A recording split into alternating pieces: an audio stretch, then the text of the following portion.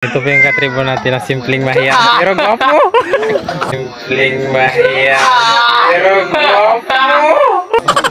Magandang araw sa inyo mga katribo. Ngayong umaga po ay tayo po ay makikitugda ngayon dito po sa aking uncle na si IPMR Jimendario. Ang uma, ang aming kinamulatang pamumuhay ng aming mga ninuno.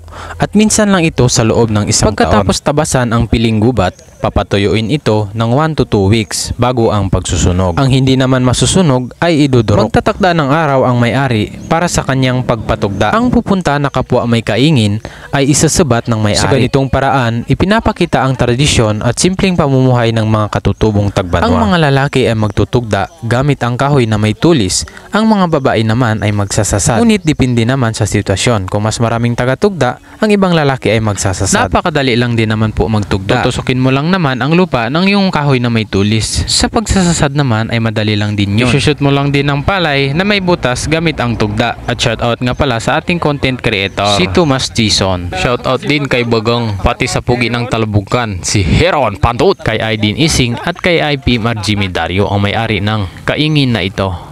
Ito po yung katribo natin na simpleng mahiya pero gwapo. Mahiya pero gwapo. Simpleng mahiya lang yan mga katribo pero gwapo yan. Hanggang dito na lang po ang ating videos. Sana ay may nakuha kayong aral. Maraming salamat katribo. God bless.